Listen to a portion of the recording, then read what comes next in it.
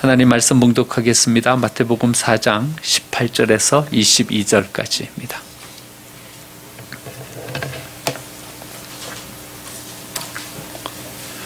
마태복음 4장 18절에서 22절까지입니다.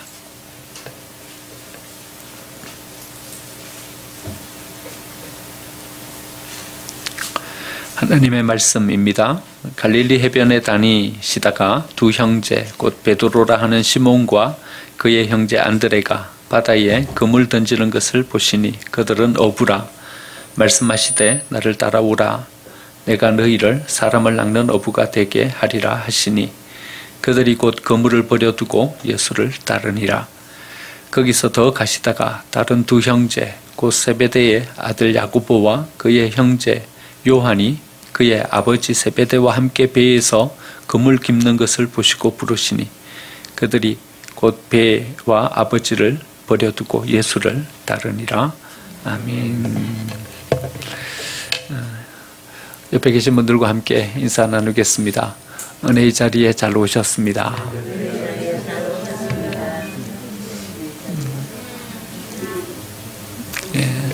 은혜의 자리에 잘 오셨습니다. 오늘 임직식을 하게 되는데요. 임직식 하는 우리 교회가 어떤 마음 가지고 일꾼들을 세워야 하는지, 또 임직하시는 분들이 어떤 마음 가지고 임직의 자리에 서야 하는지 오늘 말씀을 통해서 함께 묵상해 보려고 합니다. 하나님은 하나님의 일을 이루시기 전에요, 꼭 먼저 우리에게 하시는 것이 있어요. 그것은 무엇인가 하면 사람을 먼저 세우십니다. 사람을 세우시고 그 사람들을 통해서 하나님의 일을 이루십니다. 창세기 6장에 타락한 인류를 하나님께서 심판하시죠. 창세기 11장에 바벨탑을 쌓는 모든 인류를 다 언어를 혼잡게 해서 흩으십니다. 그런 다음에 12장부터 어떤 하나님의 역사가 시작되냐 하면 이제 인류를 구원하시는 하나님의 역사가 시작돼요. 타락한 인류, 하나님을 배반한, 하나님을 떠나버린 인류를 어떻게 구원할까? 하나님의 구원의 역사가 시작되는데, 여러분, 구원의 역사가 시작되는 그 시작점에 뭐가 있냐 하면요, 아브라함을 선택하시는 선택이 시작됩니다. 그러니까 구원의 역사는 무엇으로부터 시작되냐 하면요, 하나님이 선택하신 그 사람을 불러 세우시는 그 일로부터 하나님의 역사가 시작됩니다. 아브라함에게 이렇게 약속해 주십니다. 너 한 사람이지만 너의 후손이 한 민족을 이루게 될 것이다. 그리고 그 약속대로 애굽에서 한 민족이 이루어집니다. 장정만 60만 명. 우리가 얼추 계산하면 한 200만 명 정도의 숫자가 나오죠. 200만 명이면 여러분 한 민족으로서 손색이 없습니다. 조선왕조실록에요, 우리 조선 인구를 조사한 것이 나오는데 영조 때 우리 조선의 전체 인구가 한 700만 명 정도 되었다고 합니다.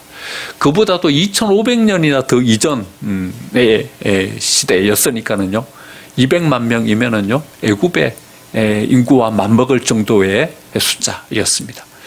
하나님께서 한 민족을 애굽에서 이루게 해주십니다. 그리고는 하나님의 약속이 거기에서 성취되자 이제는 그 민족을 이끌어내서요, 하나님의 약속의 땅 가나안으로 끌어올리시려고 합니다. 왜냐하면 거기서는 하나님의 역사가 이룰 수 없으니까요. 이 가나안으로 이 백성을 이주시키는 이 역사를 이루기 위해서 하나님은 일을 시작하시는데요, 일을 어떻게 시작하냐 하면요, 모세를 선택하시는 것으로 이 역사가 시작됩니다. 여러분, 사람을 선택하시는 것으로 하나님의 역사가 시작되죠. 그리고는 그 백성들이 약속의 땅 가나안에서요, 하나님의 여러 가지 역사들을 이룹니다. 그들의 역사가 곧 하나님의 말씀의 역사예요. 말씀을 다 기록해요. 그 말씀을 통해서 예수 그리스도가 이 땅에 오실 것을 다 미리 그 말씀 속에서 우리에게 말씀해 주십니다. 그리고 마침내 이 약속의 땅에 인류를 구원하기 위한 예수님이 오시죠. 예수님이 오셔서 제일 먼저 행하시는 것이 뭐냐 하면 바로 이 베드로를 선택하시는 선택입니다. 십자가 이 복음을 통해서 인류를 구원하시는 역사를 이루시기 위해서 예수님이 오셨는데요, 예수님의 이 은혜의 역사를 이루는 그 사역에도 처음에는 어째 시작되고 있냐 하면요, 사람을 선택해서 세우는 이 일로 하나님의 일을 시작하고 계십니다. 하나님의 모든 역사에는 공통점이 있어요. 그것은요, 사람이 세워진다는 거예요.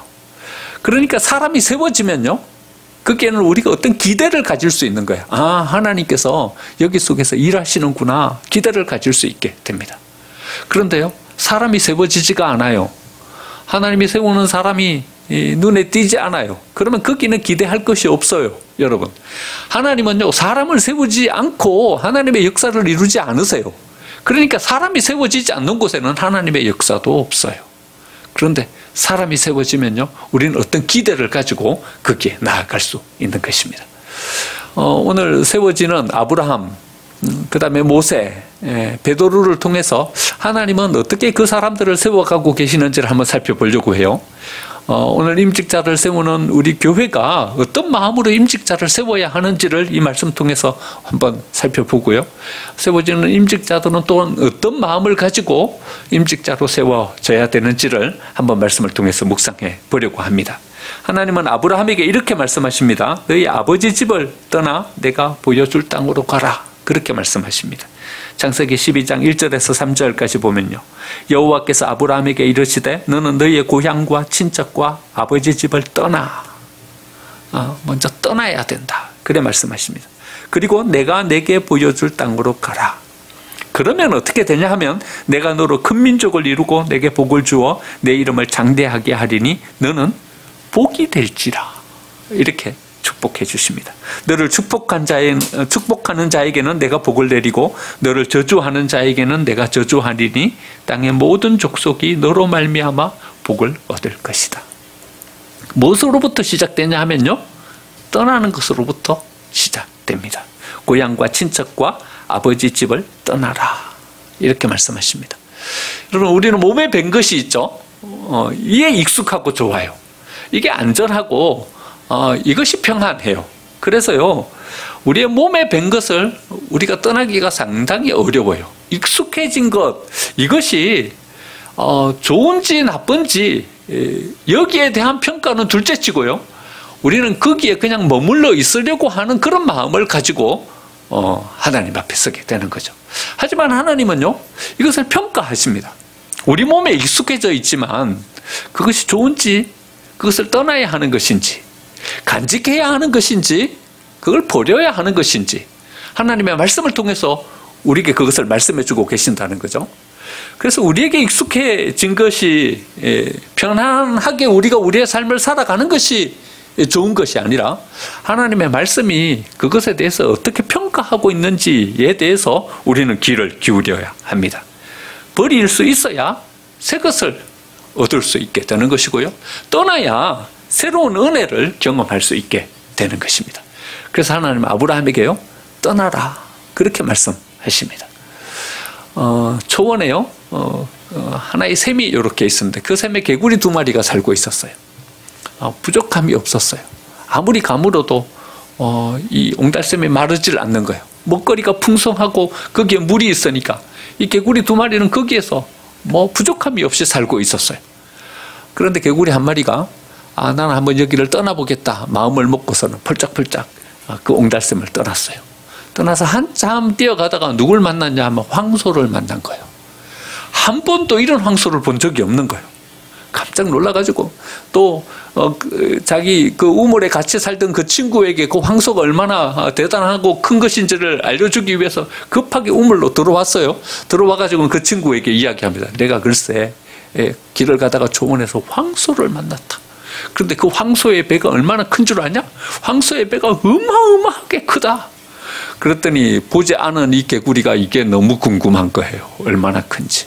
그래서 자기의 배에다 숨을 들어 마셨어요. 이만하냐? 배를 이렇게 내 보이면서 말이죠. 그런데 아무리 개구리가 숨을 들어 마셔가지고 배를 크게 부풀려도 황소의 배만 합니까? 아니, 그거보다 더 커. 그러니까 더 많이 들어 마셔가지고 이것만 하냐?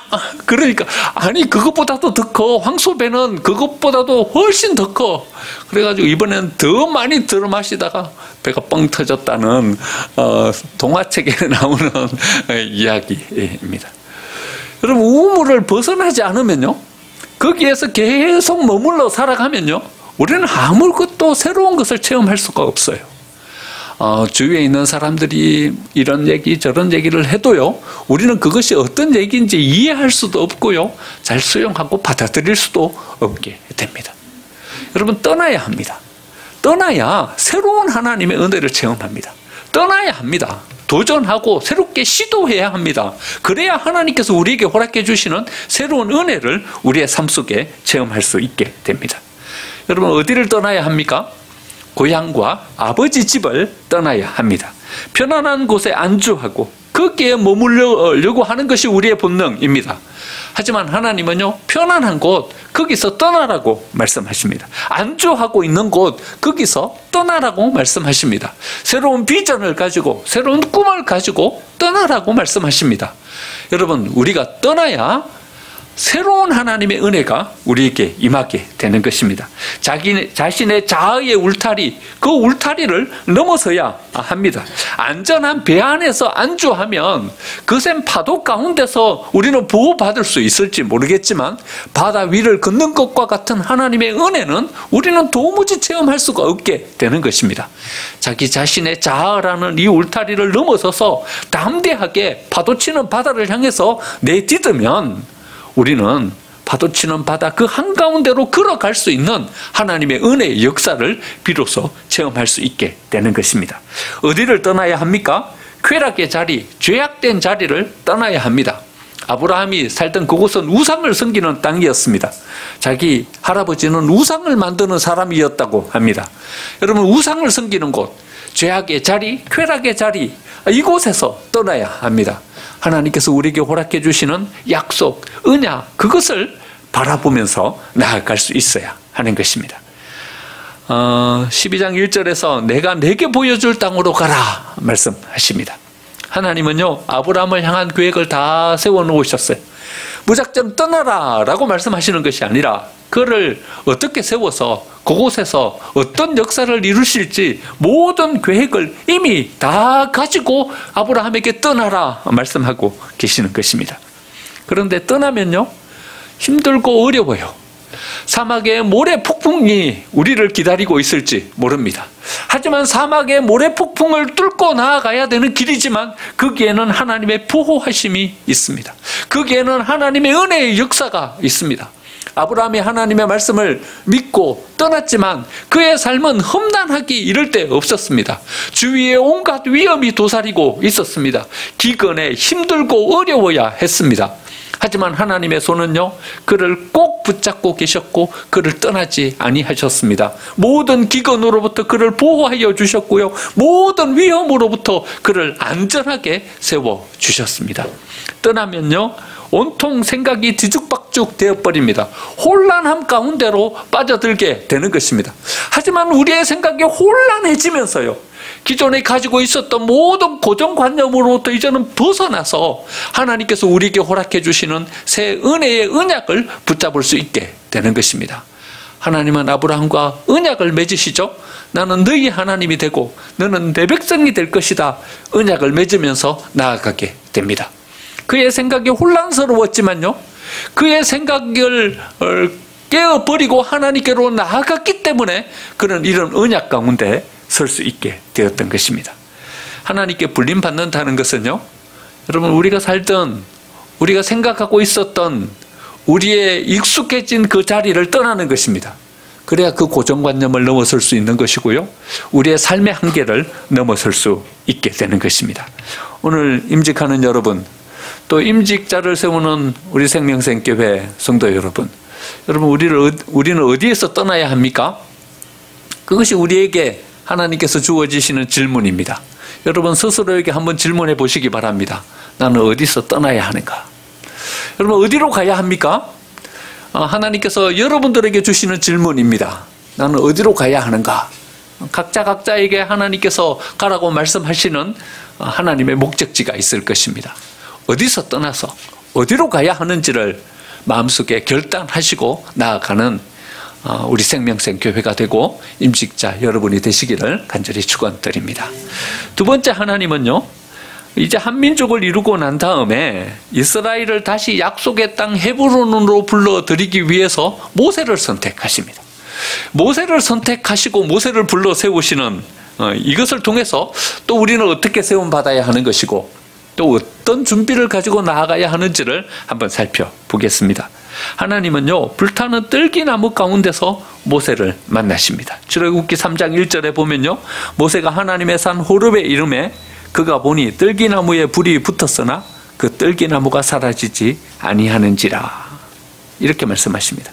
하나님은 왜 떨기나무 가운데서 모세를 만나셨을까요? 그 광야에는요, 조각목이라는 나무가 있습니다. 그것으로 법궤도 만들고요, 그 나무를 잘라다가 하나님의 성막을 짓는 도구로 사용하기도 했습니다. 왜 조각목이라는 나무 가운데서 하나님은 모세를 만나지 아니하시고 떨기나무 가운데서 만나셨을까요? 떨기나무는요, 가시덤불이에요. 사막에, 광야에 가시덤불. 여러분, 물이 공급되지 않아갖고 이제 다 말라 버린 가시덤불, 거기에 불이 붙으면 어떻게 되겠습니까? 불이 훅 붙으면 훅 타버리고 마는 거죠. 금방 타버리고 마는 거죠. 그런데 하나님은 이 가시덤불 떨기나무 가운데서 어떻게 나타나셨냐 하면요, 꺼지지 않는 불로 나타나시는 것입니다. 그 가시덤불 떨기나무가 훅 타버리지 않고 계속 불타고 있는 거예요. 모세가 너무 신기했어요. 이상하다. 저 가시덤불이 훅 불타버리고 없어져야 할 텐데 왜 꺼지지 않는 불로 저기에 불타고 있을까? 이런 궁금함을 가지고 하나님 앞으로 나아갔다는 것입니다. 여러분, 왜 조각목이 아니라 떨기나무 가운데서 하나님께서 모세를 만나셨을까요? 그 떨기나무가 곧 모세 너라는 것입니다. 그 떨기나무 가시덤불이 곧 우리라는 것입니다. 우리는 조각목과 같은 멋진 나무가 못 됩니다. 우리에게는 소망도 없고요, 우리에게는 능력도 없습니다. 하지만 내가 너희 가운데 임재하겠다는 것입니다. 내가 너와 함께 하겠다는 것입니다. 그래서 훅 한번 불타버리고 없어질 그런 대상이 아니라 영원히 꺼지지 아니하는 불로 세상을 밝힐 그런 존재로 너를 세우겠다는 것입니다. 그래서 하나님은 떨기나무 가운데서 모세를 만나십니다. 여러분, 우리는 오늘 임직하면서 또 임직자를 세우면서 이 그림을 결코 잊어버려서는 안 됩니다. 불이 붙었지만 꺼지지 않는 떨기나무, 이 그림을 우리의 가슴속에 잘 간직해야 합니다. 여러분, 하나님으로부터 주어지는 공급이 우리 속에 주어져야 우리가 꺼지지 않는 불꽃이 될 수 있는 것입니다. 여러분, 하나님의 임재가 없는 삶, 그 삶은요, 금방 꺼져버리고 마는 불꽃이 되어버리고 맙니다. 우리는 항상 뭘 점검해야 하냐 하면요, 이것을 점검해야 합니다. 우리의 삶은 하나님의 임재가 있는 삶인가? 우리 교회에는 하나님의 임재가 있는 교회인가? 우리의 예배는 하나님의 임재가 있는 예배인가? 우리의 사역, 여기 위에는 하나님의 임재가 있는가? 이것을 질문해야 합니다.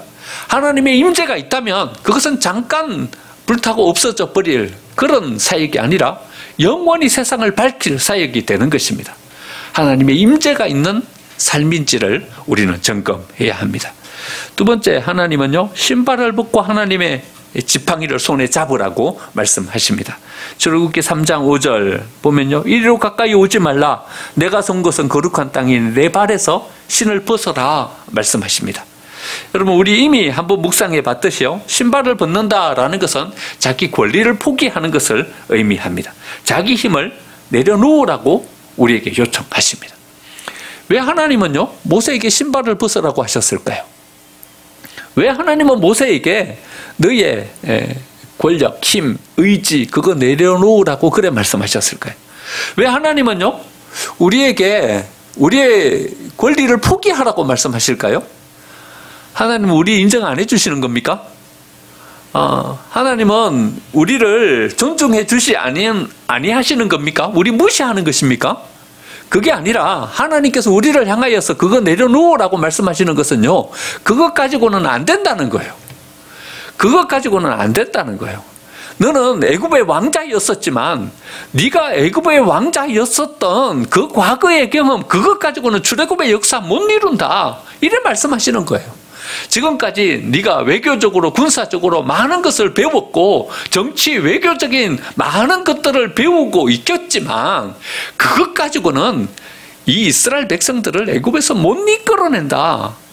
그것 가지고는 안 된다. 이렇게 우리에게 말씀하시는 것입니다. 여러분, 우리는 우리가 가진 능력, 이것을 신뢰합니다. 이것 가지고 뭘 한번 해볼까 생각합니다. 하지만 하나님은 이렇게 말씀하십니다. 그거 내려놔라. 그것 가지고는 안 된다 말씀하십니다. 여러분, 우리의 삶을 이렇게 한번 되돌아보시죠. 여러분, 우리가 하고자 했지만 못했던 수많은 일들요. 여러분, 우리는 우리 스스로를 향해서 바라보면서 그래도 꽤 괜찮은 사람이다. 우리는 꽤 그래도 능력 있는 사람이다 생각하고 있지만 우리의 과거의 삶을 되돌아보면 우리가 이루지 못했던 너무나도 많은 일들을 우리는 너무나도 쉽게 떠올릴 수 있게 되지 않습니까? 우리는 그리 능력 있는 사람이 못 되는 것입니다. 그렇게 완전한 사람도 못 되는 것입니다. 그래서 하나님은 우리가 가진 것을 내려놓으라고 말씀하시는 것입니다. 내 신발을 거기서 벗으라고 말씀하십니다. 우리가 신발을 벗고 하나님 앞에 서면요, 하나님께서 우리에게 허락해 주시는 그 은혜의 역사, 그것을 이루는 사람으로 우리의 삶을 세워갈 수 있게 되는 것입니다. 먼저 신발을 벗어야 합니다. 신발을 벗고 서면요, 그 다음 하나님께서 우리에게 허락해 주시는 것이 있어요. 출애굽기 4장 2절에 보면요, 하나님께서 모세에게 이렇게 말씀하십니다. 여호와께서 그에게 이르시되 내 손에 있는 것이 무엇이냐. 여러분, 하나님께서 모세에게 내 손에 있는 것이 무엇이냐 왜 물으실까요? 아까 좀 전에는 신발 벗으라고 해놓고서는, 신발 벗으라는 것은 내려놓으라는 거잖아요. 다 포기하라는 거잖아요. 우리의 능력, 그 힘 가지고는 안 된다고 말씀하시는 거잖아요. 그런데 하나님은 또 이렇게 물으십니다. 내 손에 있는 것이 무엇이냐? 지팡이예요. 하나님께서는 이제 그 지팡이를 쓰시겠다는 것입니다. 17절 보니까요, 너는 이 지팡이를 손에 잡고 이것으로 이적을 행할지니라. 20절, 모세가 그의 아내와 그의 아들들을 나귀에 태우고 애굽으로 돌아가는데 모세가 하나님의 지팡이를 손에 잡았더라. 하나님께서 내 손에 있는 것이 무엇이냐라고 물으신 것은요, 그것을 하나님께로 가져오라는 것입니다. 하나님께서 그 모세의 지팡이를 취하시고 그 지팡이를 하나님의 지팡이로 만들어 이제 모세에게 허락해 주십니다.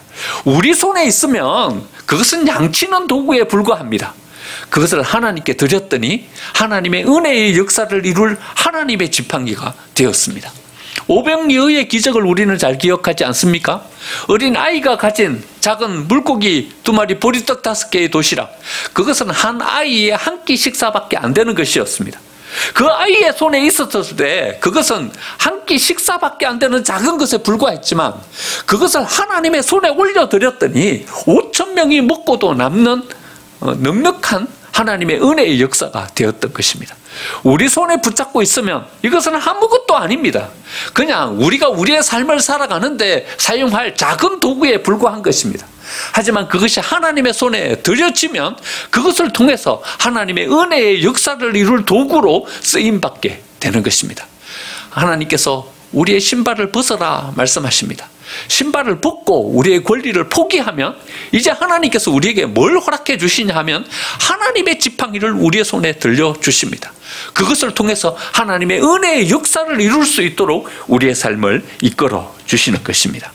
여러분, 내려놓아야 할 것이 무엇입니까? 또 하나님께 드려야 할 것은 무엇입니까?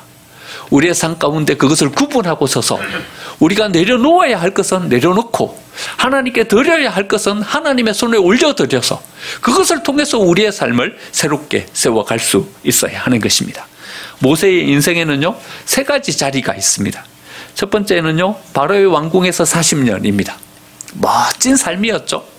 너무나도 영광스러운 삶이었습니다. 가장 풍요로운 자리였고요, 그가 모든 것을 하나님으로부터 공급받는 그런 자리였습니다.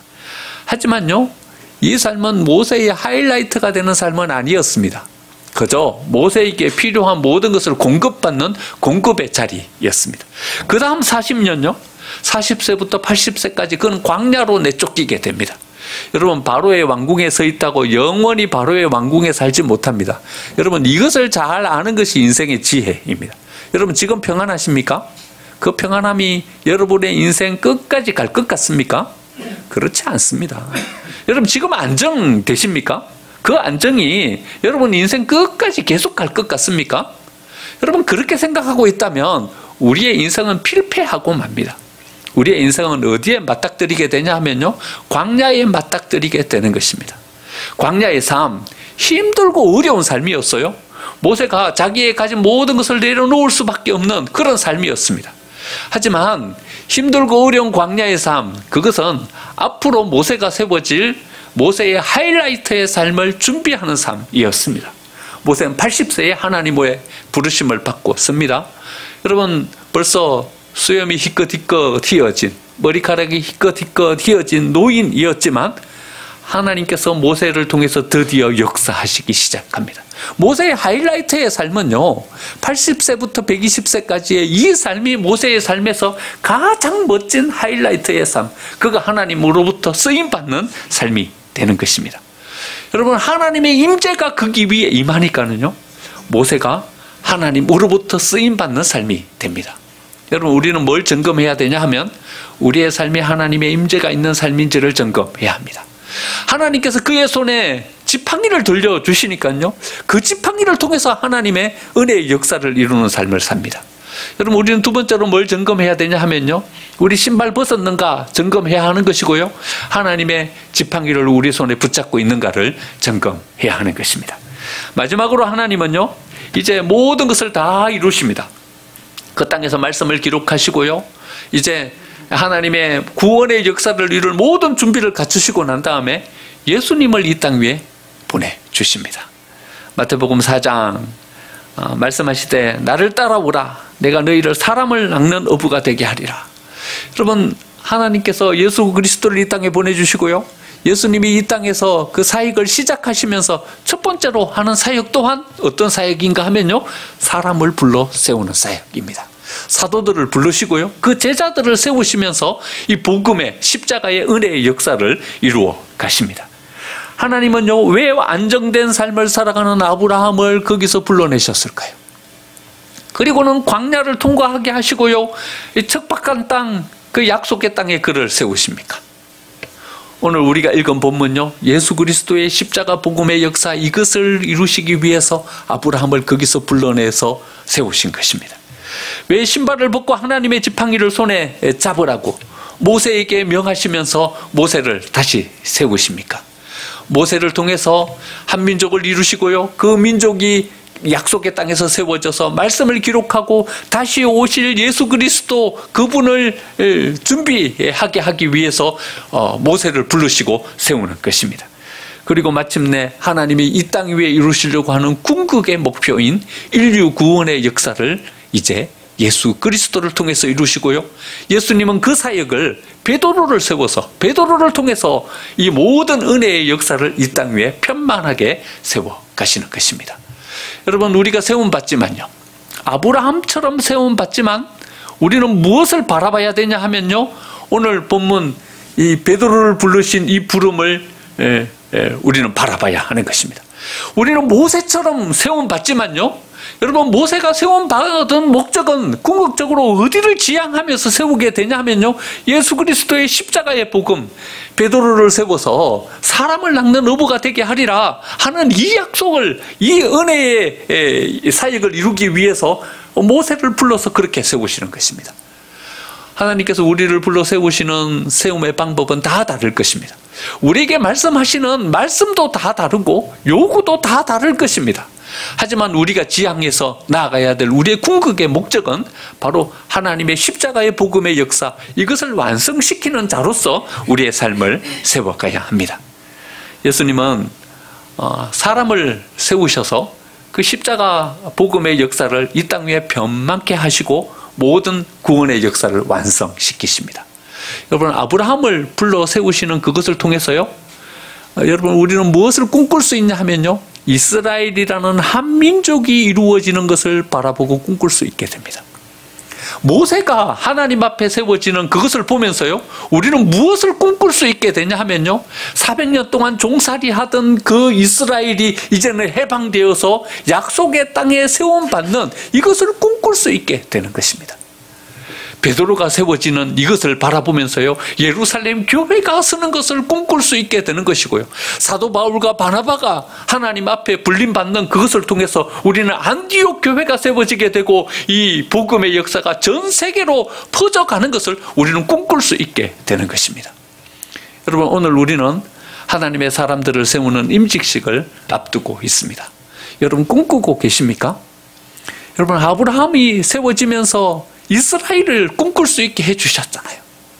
모세가 세워지면서 출애굽의 역사를 꿈꿀 수 있게 해주셨잖아요.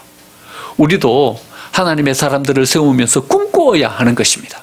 하나님께서 이분들을 통해서 우리 교회 속에서 세워주실 하나님의 은혜의 역사를 꿈꾸면서 나아가야 하는 것이고요. 오늘 세움받는 여러분들 또한 하나님께서 우리를 통해서 허락해 주실 은혜의 역사를 꿈꾸면서 나아가야 하는 것입니다. 오늘 우리가 하나님의 말씀을 우리의 가슴 속에 붙잡고 하나님께서 우리에게 허락해 주신 은혜의 약속을 꿈꾸면서 세워져서 하나님의 교회를 복되게 세워가고 우리의 삶을 하나님 앞에 충성된 하나님의 일꾼으로 세워가는 은혜의 역사를 이루는 우리 생명생 교회가 되고 우리 모든 임직자들이 되시기를 간절히 축원드립니다. 아멘.